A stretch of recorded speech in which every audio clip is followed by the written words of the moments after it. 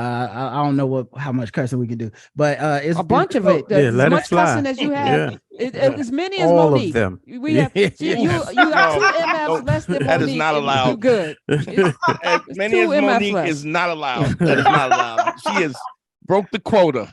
Yeah, that was like every punctuation mark was MF in that stand Every up. fourth All right, syllable. before you get into Dungeons and Dragons, all of you, what's different than Bernie Mac's MFs? They're timed. Timing. They're spaced out. Whether it's necessary or not.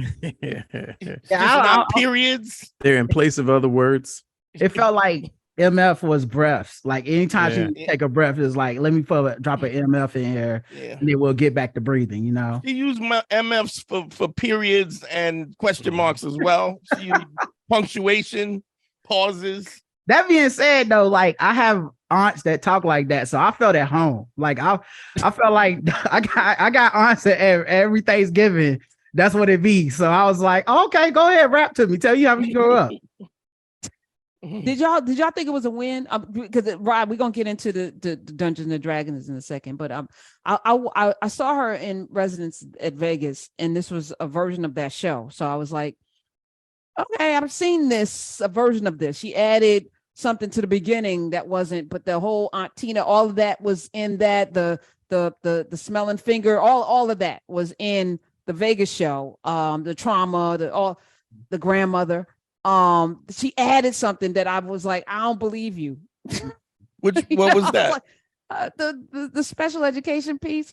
I was like, I don't believe you. I don't believe you. I feel like she's an incredible actress. That was actually a strong bit, that part.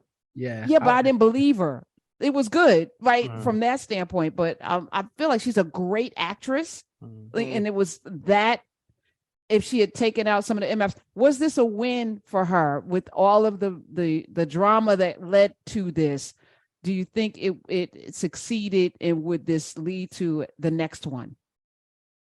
Rod, you first. What's a win for Monique though? Like, because I feel like this don't really have nothing to do with the stuff she been mad at people about. You know what I mean? Like, this ain't really got nothing to do with Oprah, Lee Daniels, Tyler Perry, even DL Hughley. Like, the only way I see it as like a quote unquote win is like a couple years ago, people wrote her off as like, you crazy to even want a special on Netflix. So she did get her special, but if it's not, you know, I think she had a lot to prove. She needed to be better, quote unquote, than a lot of people that she was beefing with. I'm mad at you.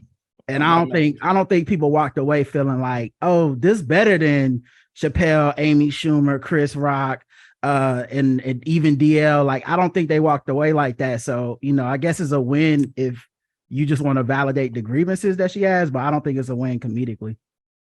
I can't tell you how many trash white boys I seen get specials that are not even worth the discussion. So I'm look, cut the check. It's like whatever. But if you're saying in terms of blackness, whether yeah, I get that. But you let mediocre jelly sandwich, dirty foot white folks do all kinds of stuff they want to do, and it's just part of the lexicon. So I mean, cut the check. I'm with her. Yeah, so I started it. Last week I had not watched it, and then I was like, let me give it 20. And I got to 20. I got to 20. Okay. And so it you know, it was what it was. You know, I may not be the audience, but and who am I to say somebody cusses too much? I mean, that's crazy for black people to even say. However, it was a lot. It was like Lamont, I didn't even know you could tightrope. Yeah. I didn't know you could walk a tightrope like that. No, because I was on here defending her last week. I really was, because I was like, maybe this is what she needed to do, and then I watched it. A lot of that. So you be talking without even having No, I told you that. Not read the book. You that. No. Ain't watched the thing. No, I don't you just do be that. saying stuff. But I told you I hadn't watched it yet because I wanted. You were like, you don't run out and watch it. And I was like, no, I got to wait till the noise dies down so that I can digest it and process it with my own opinion. That's a lot of times we read and we see the comments are flying by a million a minute, and you kind of absorb that. So I was like, let me let it die down throw her on and see what it is to me.